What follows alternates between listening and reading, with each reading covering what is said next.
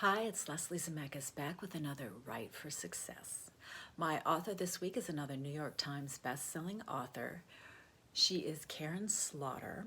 She is a master crime writer. I just finished her book, The Last Widow. She has been published in 37 languages. Her books are in development for film and television, and I am a huge fan. The Last Widow grabs you from page one. It starts with a scientist from the CDC being grabbed by unknown assailants and vanishing into thin air. This is part of her hugely popular Trent series with Sarah Linton, a medical examiner, and her partner Will Trent, who is an investigator in Georgia. The story has a ton of twists. It is fast-paced, keeps you on the edge of your seat. A summer thriller you won't be able to put down, says Bustle. There's never a dull moment in Georgia with Karin Slaughter on the literary rampage, says the Washington Post. I have a stack of her books, and as Gone Girl author Gillian Flynn says, I'd follow her anywhere. Karin is funny, irreverent, and here are her writing tips.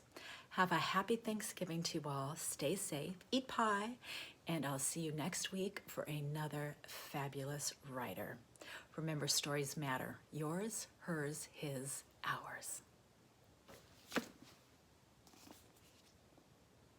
Hi Leslie, it's Karin Slaughter. Thank you so much for celebrating women writers, women writing about women's experiences and women's voices. Men can do that. The sex is not as good, but bless them for trying. I'm here to tell you some tips about writing. And the first one is probably the most important one, and it's a little crazy. It's never believe everything that comes out of your mouth.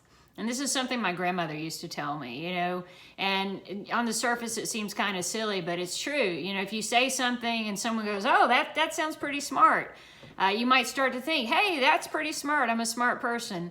Well, I hate to tell you this, you're probably not. So it goes doubly so when you're writing something. Really interrogate the language you're using, the scenes you're writing, the character perspectives, that kind of thing.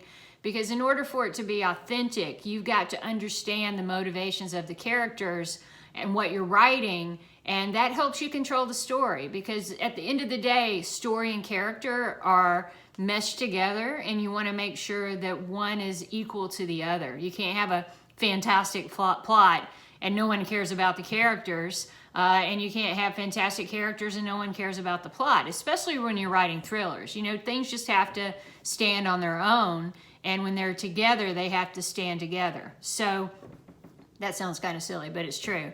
I got to look at my notes. Here's the other thing. Write everything down because it'll free up your mind for other important things, like I really need to eat a cookie.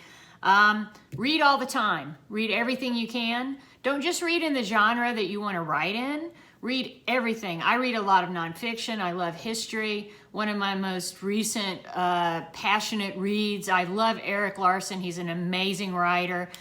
He wrote something called The Devil in the White City. He wrote another book, I can't remember the title. I love that too, about the American ambassador right before World War II. And he was saying, hey, this Hitler guy, don't trust him. And America was like, that's just old Hitty.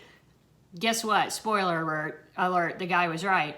But Eric's recent book, The Splendid and the Vile, also the name of his sex tape, really fascinating. Because, you know, the best source for fiction is nonfiction.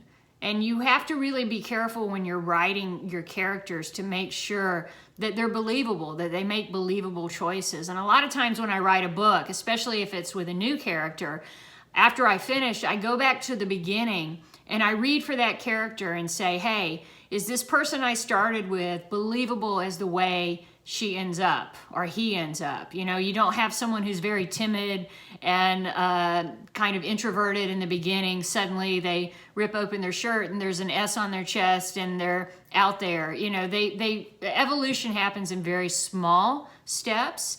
And writing about those small steps in a believable way is much more rewarding when you get to the end. Third pro tip, word search. This is real nuts and bolts. As a Southerner, I use the word just a lot. So a lot of times when I finish a book, I'll go back and I'll search for the word just. I use fuck a lot. I want to make sure all my fucks make sense. Motherfucker, cocksucker, all of those things. I'll go back and search. It reminds me of a conversation I had with Sarah Waters many years ago. And we were both working on a book at the same time. And she said, I feel like everyone is either going up the stairs or going down the stairs. And word search is a way to figure that out. And, so, you know, and one of the things she did was like, when I read the book, I was really conscious of that. But I didn't notice in a particular way that people were always on the stairs or up or down. So stuff like that sticks in your head. And if you're a good author, once the story is finished, you go back and you look for those details.